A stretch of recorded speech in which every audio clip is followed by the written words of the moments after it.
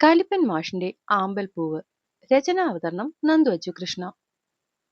ഇവളെ കണ്ട ടീച്ചർ ഞെട്ടും എന്നുള്ള കാര്യത്തിൽ ഒരു സംശയമില്ല. ഞെട്ടാതെ പിന്നെ എത്ര ദിവസം കൊണ്ട് തിരക്കുവാ ഇവളെ. അതെങ്ങനെയാ?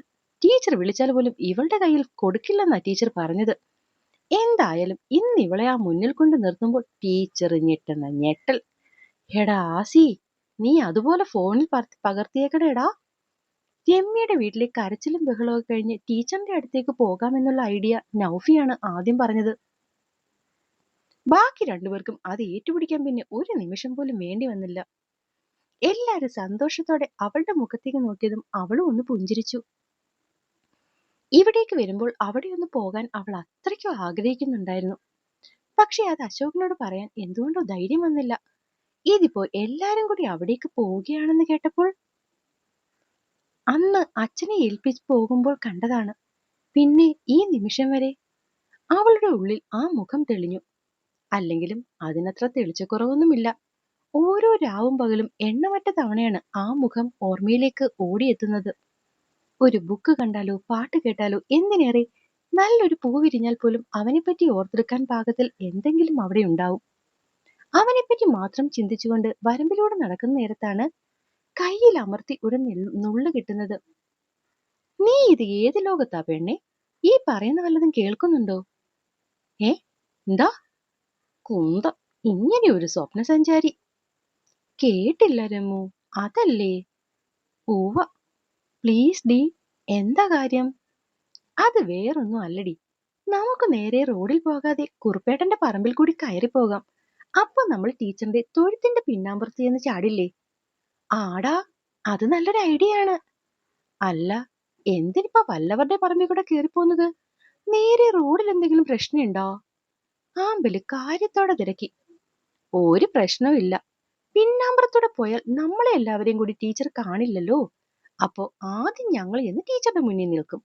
പിന്നെ ഇത്തിരി കഴിയുമ്പോൾ സർപ്രൈസ് ആയിട്ട് നിന്നെയും കൊണ്ടുപോയി നിർത്തും. എങ്ങനെയുണ്ട്? ഇത്തവണയും ബാക്കി രണ്ടും കൂടി തലയാട്ടുന്ന കണ്ടപ്പോൾ ആമ്പലിന് ചിരിയാണ് വന്നത്. തന്നെ വെച്ച് 1000 കണക്കുകൂട്ടലുകളാണ് മൂന്നിനും. അവസാനം എന്തായി തീരുവാവോ? അങ്ങനെ ഒരു പുഞ്ചിരിയോടെ അവർക്ക് പിന്നാലെ നടക്കുമ്പോഴാണ് യദുവേട്ടൻ എന്ന് കേൾക്കുന്നത്. ആദ്യം തെറ്റിക്കേട്ടതാണെന്ന് കരുതി ഒന്നുകൂടി ശ്രദ്ധിച്ചപ്പോൾ മനസ്സിലായി താൻ കേട്ടതിൽ അങ്ങനെ അപാകതയൊന്നുമില്ലെന്ന്. യദുവേട്ടനോ? ഹരൺ സാർ എങ്ങനെ ഇവർക്ക് ഏട്ടനാവുന്നത്? മനസ്സിൽ ഉയർന്ന സംശയത്തോടെ അവൾ നൗഫിയുടെ കയ്യിൽ പിടിച്ചു നിർത്തി. ഹരൺ സാറിനെയാണോ നിങ്ങളിപ്പോ യദുവേട്ടാന്ന് വിളിച്ചേ? അതെ. ഏതൻ സാറിനെ തന്നെയാണ്. എന്തേ? ആസി കൂടി ചിരിച്ചതും അവൾ 3 പേരെയും മാറി മാറി നോക്കി. എന്റെ പൊന്നോ, അത് ഇനി കാര്യമറിയാതെ കണ്ണുമിഴിക്കേണ്ട. കഴിഞ്ഞ ദിവസം നിന്റെ വീട്ടിൽ നിന്ന് ഇവന്മാര് കരഞ്ഞു കൂവി വന്നെന്ന് ഞാൻ പറഞ്ഞില്ലേ? അന്ന് അച്ഛനും അമ്മയും ഒക്കെ പലതും പറഞ്ഞിട്ടും ഇവന്മാരുടെ മൂഡ് ശരിയായില്ല. അങ്ങനെ ഞാൻ അവസാനം സാറിനെ വിളിച്ചു. ആശാൻ കേട്ട പാതി കേൾക്കാത്ത പാതി 100 110 സ്പീഡിൽ വീട്ടിലെത്തി. പിന്നെ ഈ കുരങ്ങന്മാരുടെ കൂടെ കൂടി എന്തൊക്കെയോ പറഞ്ഞ അവസാനം അൽഫാമും ഷവായും ഒക്കെ വാങ്ങിക്കൊടുത്ത് വയർ നിറച്ചിട്ടാ സാർ ഇവരെ വിട്ടത്. ആണോന്നുള്ള രീതിയിൽ ആമ്പല് രണ്ടിനെ നോക്കി കണ്ണും മിഴിച്ചു. അത് പിന്നെ സാർ ഫുഡ് വാങ്ങിത്തരാൻ കൊണ്ടുപോയപ്പോൾ ആദ്യം ചെറിയ ചമ്മലൊക്കെ ഉണ്ടായിരുന്നടി.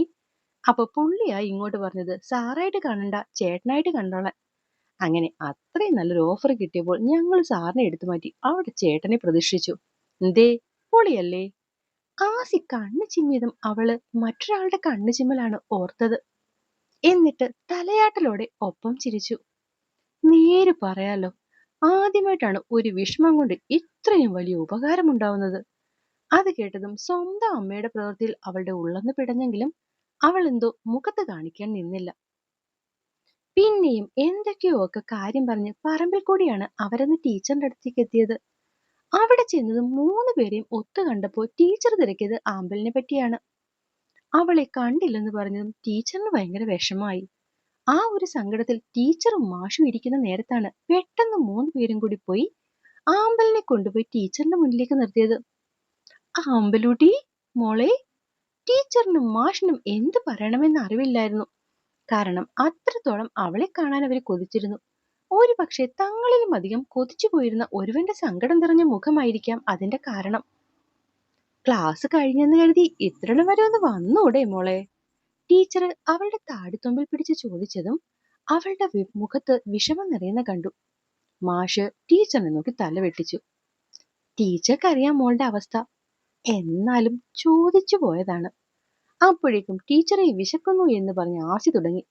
നൗഫി രമ്യൊക്കെ ഒത്തുനിന്നു. ആ നേരം എല്ലാം ഒരുവളുടെ നോട്ടം ആ വീട്ടിലാകെ പരതി നടക്കുകയായിരുന്നു. മോളിത് ആരെയെ നോക്കുന്നേ? മാഷിന്റെ വാലും പിടിച്ച് അകത്തേക്ക് പോകുന്ന മൂന്നിനെയും കണ്ടുകൊണ്ട് ടീച്ചർ പയ്യെ ചോദിച്ചു. അത് അത് പിന്നെ ഹരൻ സർ.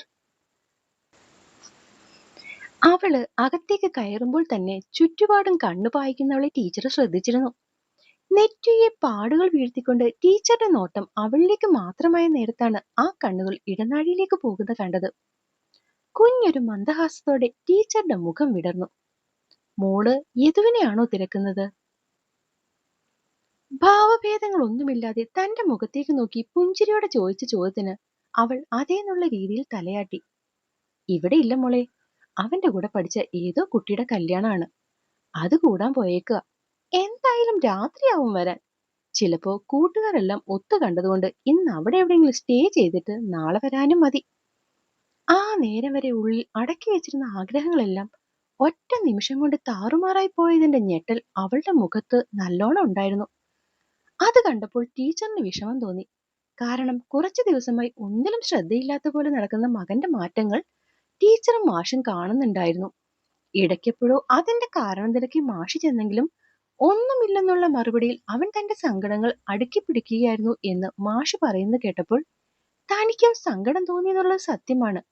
പക്ഷെ അതിനെപ്പറ്റി കൂടുതൽ തിരക്കാനോ അതിന്റെ ആഴങ്ങളിലേക്ക് ഇറങ്ങിച്ചെല്ലാനോ ടീച്ചർ ആഗ്രഹിച്ചില്ല.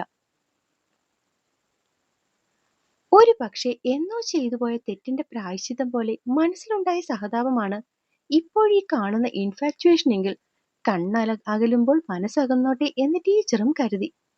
അതൊരിക്കലും പക്ഷെ ആമ്പലിനെ ഇഷ്ടമല്ലാത്തതുകൊണ്ടോ തന്റെ മകന്റെ സ്നേഹം തെറ്റായതുകൊണ്ടോ ആയിരുന്നില്ല. രണ്ടുപേരും ഒരു പ്രണയം ഉൾക്കൊണ്ട് അതിന്റെ ആഴമറിഞ്ഞ് സ്നേഹിക്കാനുള്ള പ്രായവും പക്വതയും അവർക്കായില്ല എന്നുള്ള ഒരു തോന്നലുകൊണ്ട് മാത്രമായിരുന്നു. അങ്ങനെ ഒരു ചിന്ത മനസ്സിൽ കിടന്ന് തിളച്ചു മറിയുന്നത് കൊണ്ടാവും ഇന്ന് വരെ മുഖാമുഖം നിന്നൊരു ചോദ്യവും ഉത്തരവും അമ്മയുടെയും മകന്റെയും ഇടയിൽ ഇല്ലാതെ പോയത്. അവരൊരു ദീർഘനിശ്വാസത്തോടെ മുന്നിൽ നിൽക്കുന്ന പെൺകുട്ടിയെ നോക്കി. ആഹാ, അപ്പോഴേക്കും മുഖം മാറിയല്ലോ. മോൾ എന്തിനാ അതിന് സങ്കടപ്പെടുന്നത്? അവൻ നാളെയാണെങ്കിൽ ഇങ്ങി വരും. ഈ നേരം അതങ്ങോട്ട് അറിഞ്ഞാലും മതി. അപ്പോ എല്ലാരെയും കാണുകയും ചെയ്യാം. ഒത്തിരുന്ന് ആഹാരമൊക്കെ കഴിച്ച് വൈകുന്നേരം വരെ സന്തോഷത്തോടെ നമുക്കിവിടെ കൂടാം. ടീച്ചർ അവളുടെ താടിത്തുമ്പിൽ പിടിച്ചുകൊണ്ട് അങ്ങനെ പറഞ്ഞതും അവൾ വെറുതെ അവരെ നോക്കി.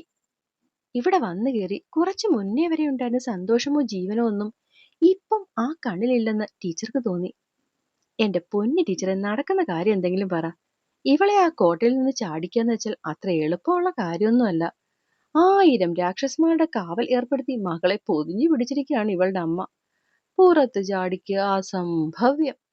തമാശ പറയുന്ന ലാഘത്തോടെയാണ് ആസിയുടെ സംസാരമെങ്കിലും അതിൽ ഒളിഞ്ഞിരിക്കുന്നത് അത്രയും മുന്നിൽ നിൽക്കുന്നവരുടെ നിസ്സഹായ അവസ്ഥയാണെന്ന് എല്ലാവർക്കും മനസ്സിലാവുന്നുണ്ടായിരുന്നു. അങ്ങനെയൊക്കെയാടാ പെമ്പിള്ളാരുടെ അമ്മമാർ, അല്ലാതെ നിന്നെ പോലെ ഇങ്ങനെ കാള കളിക്കാൻ വിടും. ആസിയെ നോക്കി ടീച്ചർ പറഞ്ഞുകൊണ്ട് അവന്റെ തോളിൽ തല്ലിയതും എല്ലാവരും ഒത്തുചിരിച്ചുകൊണ്ട് ആ പ്രശ്നത്തെ അങ്ങ് വഴിതിരിച്ചു വിട്ടു. ആ നേരത്താണ് മാഷും നൗഫിയും കൂടി ഒരു കപ്പ കിളച്ചുകൊണ്ട് വന്നത്. കപ്പ പുഴുങ്ങിയതും വെളിച്ചെണ്ണ നീട്ടിയെടുത്ത കാന്താരി ചമ്മന്തിയും പിന്നെ നല്ല മധുരമുള്ള കട്ടൻ കാപ്പിയും. ആമ്പിളിന്റെ ഇഷ്ടവിഭവം. ഈ അടുത്തായി ഏതന്റെ തോളിലെ തോർത്തെടുത്ത് വിയർപ്പും തുടച്ചു വരുന്ന മാഷിന്റെ കയ്യിൽ നിന്ന് ആസി പെട്ടെന്ന് അത് വാങ്ങി നിലത്തേക്ക് വെച്ചു. ടീച്ചറാണെങ്കിൽ ആസിയുടെ കയ്യിൽ നിന്ന് ചേനയും വാങ്ങി. ഞാനും ആലോചിച്ചു, കൊച്ചു വന്നതിന്റെ പുറകെ മാഷിനെ കണ്ടില്ലല്ലോ എന്ന്. പറയുന്നതിനൊപ്പം ടീച്ചർ മുറവും കത്തിയെടുത്തു. അത് പിന്നെ വീട്ടിൽ വരുന്ന അതിഥിയെ സ്വീകരിക്കണ്ടേ ടീച്ചറെ? മാഷി ചിരിച്ചതും ഒപ്പം നിന്നൊരുത്തിയുടെ മുഖം മാത്രം വീർത്തു. ഞങ്ങ വരുമ്പോ മാഷിങ്ങനെ ഒന്നും പറിച്ചുകൊണ്ട് വരാറില്ലല്ലോ. ഹഹ, അതിന് നിനക്കൊക്കെ കപ്പയും ചേനയും പുഴുങ്ങിയതാണോ ഇഷ്ടം? അല്ലല്ലോ. അതുകൊണ്ടല്ലേ കഴിഞ്ഞ വട്ടം വന്നപ്പോൾ പൊറോട്ടയും ബീഫും ഞാൻ പുറത്തുനിന്ന് വാങ്ങിത്തന്നത്. എന്നിട്ടിപ്പോ നോക്കിയേ പെണ്ണിന്റെ കുശുമ്പ്. മാഷ് കേറി പറഞ്ഞതും രമ്യ അയ്യടാന്നുള്ള രീതിയിൽ തലയും കുമ്പിട്ട് അവിടെ ഇരുന്നു. അങ്ങനെ എല്ലാരും കൂടി കപ്പ പൊളിക്കാനും കാന്താരി പറിക്കാനും ഒക്കെ കൂടി ആഘോഷം പോലെ ആക്കി ആ വീടാ നേരം. അവസാനം കപ്പയും ചേനയും അടുപ്പിലേക്ക് കയറിയതും ഏതോ ചക്ക പഴുത്തു എന്ന് പറഞ്ഞ് മാഷിനെയും തള്ളിക്കൊണ്ടുപോയി എല്ലാരും കൂടി തൊടിയിലേക്ക്. ആമ്പലി ചെല്ലുന്നില്ലെന്ന് പറഞ്ഞുകൊണ്ട് തന്നെ അവൾ ടീച്ചറിനൊപ്പം അടുക്കളയിൽ നിന്നു. ഇത്തിരി കഴിഞ്ഞതും ഒക്കെ പാകായി. മിക്കവാറും എല്ലാം കൂടി ആ പ്ലാവിലിരുന്ന് തന്നെ ചക്ക തിന്നു കാണും. മോളൊരു കാര്യം ചെയ്, ഇവിടെ ഇരിക്കെ, ഞാനൊന്ന് മെയില് കഴുകിയിട്ട് ദാ വരുന്നു. മോൾ അതുവരെ ഒറ്റയ്ക്ക് ഇരിക്കുമല്ലോ അല്ലേ? അവള് തല കുലുക്കിയതും ടീച്ചർ കുളിക്കാൻ പോയി. ഇത്തിരി നേരം കഴിഞ്ഞതും ടീച്ചറിന്റെ ഫോണ് റിങ് ചെയ്യുന്ന കേട്ടു. ഹാളിലിരുന്നവൾ അടുക്കളയിലേക്ക് എത്തി നോക്കി. ടീച്ചറിന്റെ ഫോണാണ്. കുറച്ചു മുന്നേ ആരോ വിളിച്ചപ്പോൾ പാതകത്തിലിരിക്കുന്ന മിക്സിയുടെ മുകളിലേക്ക് വെക്കുന്ന കണ്ടു. ഒന്ന് രണ്ട് തവണ അത് റിങ് ചെയ്തിട്ടും അവൾ അത് ആരാണെന്ന് നോക്കാൻ പോയില്ല. അവസാനം നിൽക്കക്കള്ളിയില്ലാതെ വീണ്ടും ബെല്ലടിക്കാൻ തുടങ്ങിയതും അവൾ ചെന്ന് ഫോണിലേക്ക് നോക്കി. യദുക്കുട്ടൻ. പൂർണ്ണമായും ആ പേര് വായിച്ചോ എന്നുപോലും അറിയില്ല. അപ്പോഴേക്കും ആ കണ്ണ് നിറഞ്ഞിരുന്നു. ഫോണിലേക്ക് നോക്കി ആ പേര് ഒരിക്കൽ കൂടി വായിക്കുന്നിടയിൽ അത് പിന്നെയും കട്ടായി. അപ്പോഴേക്കും ലാൻഡ് ലൈൻ റിങ് ചെയ്തു തുടങ്ങിയിരുന്നു. ഒരു നിമിഷം പോലും കാക്കാതെ അവൾ ഓടിപ്പോയി ഫോൺ എടുത്തു. എവിടെയാമേ നിങ്ങളൊക്കെ? എത്ര നേരമായി ഞാൻ കിടന്ന് വിളിക്കുന്നു. 1000 തവണ പറഞ്ഞിട്ടുണ്ട് ഫോൺ അടുത്തു നിന്ന് മാറ്റരുതെന്ന്. എന്നാലും അച്ഛനും അമ്മയും കേൾക്കില്ല. രണ്ടുപേരും കൂടി മാറി മാറി വിളിച്ചിട്ട് കിട്ടാതെ ഞാൻ എന്തുമാത്രം ടെൻഷനായെന്നോ. വീട്ടിലോട്ട് വരട്ടെ, രണ്ടിന്റെയും ഫോൺ ഞാൻ തല്ലി പൊട്ടിച്ചു കളയും. വിളിച്ചാൽ കിട്ടില്ലെങ്കിൽ പിന്നെ എന്തിനാ രണ്ടുപേർക്കും ഫോൺ? ഫോൺ എടുത്തിട്ട് മിണ്ടാതിരിക്കുന്നോ? അമ്മേ സർ. അപ്പോൾ എന്നെ കേൾക്കുകയും വായിക്കുകയും ചെയ്യുന്ന എൻ്റെ കൂട്ടുകാർക്ക് കഥ ഇഷ്ടമാവുന്നുണ്ടെങ്കിൽ ഒന്ന് സബ്സ്ക്രൈബ് ചെയ്ത് സപ്പോർട്ട് ചെയ്യണേ. അതുപോലെ തന്നെ എൻ്റെ മറ്റൊരു ചാനലൂടെ ഉണ്ട്, short stories of Nandu Achu Krishna. അതും കൂടി ഒന്ന് സപ്പോർട്ട് ചെയ്ത് ഒപ്പം കൂടണേ. നന്ദി.